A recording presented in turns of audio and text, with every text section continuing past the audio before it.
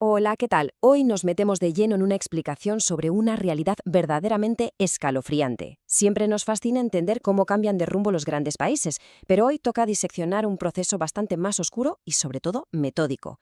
Vamos a ver cómo las democracias modernas se desmantelan sistemáticamente desde dentro hacia afuera. Basándonos en investigaciones académicas increíbles sobre los orígenes de la autocracia, el objetivo es destapar ese manual silencioso que usan ciertos líderes para concentrar el poder absoluto sin levantar sospechas.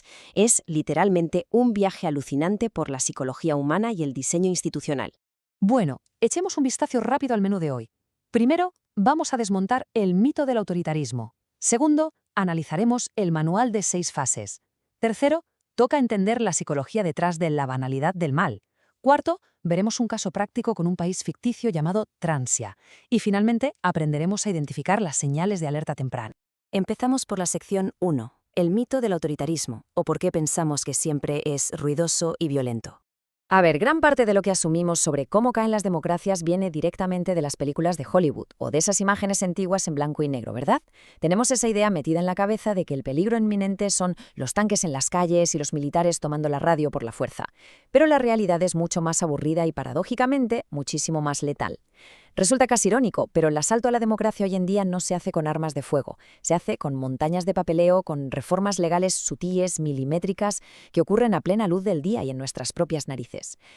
Para entender esto bien, es fundamental tener claro qué es exactamente una autocracia.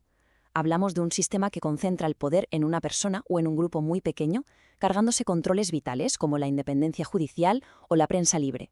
Pero ojo, porque hay una diferencia enorme con el totalitarismo. Un régimen totalitario quiere controlar cada segundo de la vida pública y privada. En cambio, la autocracia moderna sobrevive precisamente porque mantiene una fachada democrática espectacular.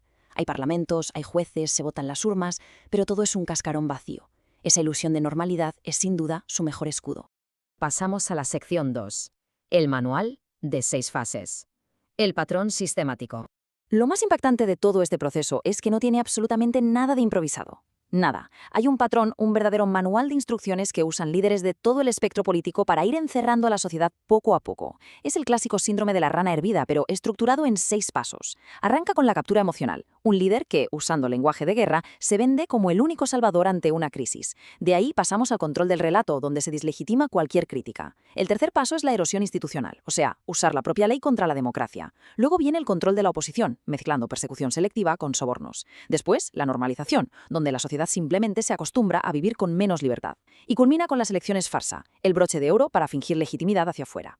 Fijaos bien en esta idea de la fase 3, porque da en el clavo totalmente sobre cómo funciona este desgaste estratégico. Dice así: no matamos la democracia de un disparo, la ahogamos en trámites parlamentarios. Es el momento exacto en el que empiezan a colar pequeños cambios legales. Cada uno parece muy razonable por sí solo, claro. Una reforma judicial por aquí, una nueva ley de telecomunicaciones por allá. Pero cuando sumas todos esos trámites burocráticos, el sistema democrático original queda irreconocible. Se aprovechan a la perfección de la fatiga colectiva para que esa avalancha legal pase sin que nadie se rebele. Sección 3. La banalidad del mal. Nos metemos de lleno en la psicología social. Claro, las instituciones no se hunden solas por arte de magia. Hacen falta personas normales y corrientes que ejecuten esos trámites, que apliquen esas leyes y que, sobre todo, miren hacia otro lado. Aquí es donde entra la genialidad de la filósofa Hannah Arendt. Cuando cubrió el juicio del arquitecto logístico del Holocausto, Adolf Eichmann, se dio cuenta de algo tremendo. Ella esperaba ver a un monstruo de película, pero se encontró a un burócrata gris, aburridísimo, que simplemente cumplía órdenes. Su conclusión pone los pelos de punta. Las peores atrocidades no las cometen psicópatas, sino personas con una total y absoluta ausencia de pensamiento crítico. El mal se vuelve rutinario y anónimo. La gente sencillamente deja de preguntarse si lo que hace todos los días está bien o mal. Y a pie de calle, en la vida real, esa banalidad del mal funciona a base de excusas cotidianas. Imaginemos el proceso durante una de estas transiciones. El funcionario de nivel medio firma deportaciones porque ha despersonalizado el tema. Para él son solo números en un expediente. El ciudadano de a pie delata a su vecino y se convence de que es un deber cívico, apagando por completo su empatía.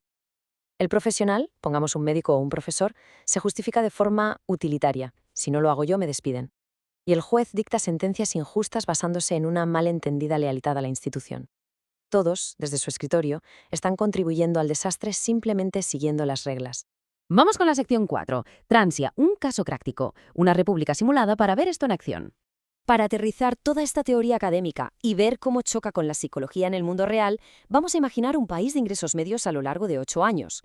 El ritmo aquí lo es todo. En el año 1, un presidente outsider declara una emergencia económica. La gente aplaude en plan, por fin alguien hace algo. Año 3. Llenan los tribunales de jueces afines con la excusa de agilizar la justicia. Año 4. El líder de la oposición a la cárcel por un supuesto fraude fiscal antiguo. Año 6. Te plantan una clase de ética patriótica obligatoria en todos los colegios. Y llegamos al año 8, donde este líder gana las elecciones con un milagroso 87% de los votos. Durante todo el proceso, la población se autoconvence de que todo está bien, porque a corto plazo ven estabilidad económica o comida en la mesa. Así es como se instala la autocracia, gota a gota. Sección 5. Señales de alerta temprana. ¿Cómo detectar la erosión antes de que sea tarde? A ver, todo este análisis no sirve de mucho si no tenemos herramientas prácticas para frenar esto cuando aún hay margen de maniobra, ¿verdad? El punto absolutamente crucial aquí es entender cómo secuestran el lenguaje para desactivar nuestra capacidad de pensar. Se inventan una especie de diccionario de manipulación donde las palabras empiezan a significar exactamente lo opuesto. Te venden a bombo y platillo una ley de orden público, pero en la práctica es barra libre para reprimir sin orden judicial. Denuncian por televisión algo como discurso de odio y resulta que engloba cualquier crítica legítima al gobierno. Al alterar las palabras, alteran la percepción de la realidad y nos lo ponen dificilísimo para defender las libertades básicas. Pero tranquilos, porque hay líneas rojas inconfundibles para saber si un sistema está enfermo. Los ataques constantes y sistemáticos a la prensa, ir quitando la independencia judicial poco a poco o usar descaradamente el dinero público para rascar votos son alertas gravísimas. Al igual que cambiar las fechas de las elecciones sin motivo aparente o controlar a la fiscalía para perseguir rivales políticos. Pero hay una constante, una que no falla jamás, cuando el debate público se resume en dividir a todo el mundo entre patriotas leales y traidores y cualquier crítica se tacha de intento de desestabilización, en ese preciso momento las instituciones ya tienen una herida casi mortal. Y esto nos devuelve a Hannah Arendt y a la que seguramente sea la advertencia más profunda de toda esta explicación. Ella escribió algo desgarrador. La lección más triste de la historia es esta. Si hemos sido engañados durante suficiente tiempo, ya no es necesario manipularnos, nos manipulamos solos.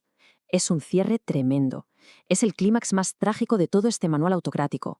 Llega un punto en que no hace falta usar la represión abierta ni la fuerza bruta, porque la gente ha interiorizado tan a fondo esa nueva normalidad autoritaria que la autocensura se enciende en piloto automático. El sistema sobrevive solo por la pura inercia colectiva. Entonces, ¿cuál es nuestra mejor defensa contra este autoritarismo silencioso? Pues no son las leyes escritas en un trozo de papel, para nada. Es la práctica incesante, diaria, del juicio crítico. Todo se reduce a tener la valentía de hacer esas preguntas incómodas todos los días, frente a cualquier pequeño cambio institucional. Preguntarse, ¿esto es verdaderamente justo? Y sobre todo la pregunta del millón. ¿Quién se beneficia realmente de esta nueva regla? Mantener viva esa capacidad de cuestionar absolutamente todo es nuestra única garantía real para que el silencio de la burocracia no termine ahogando la libertad.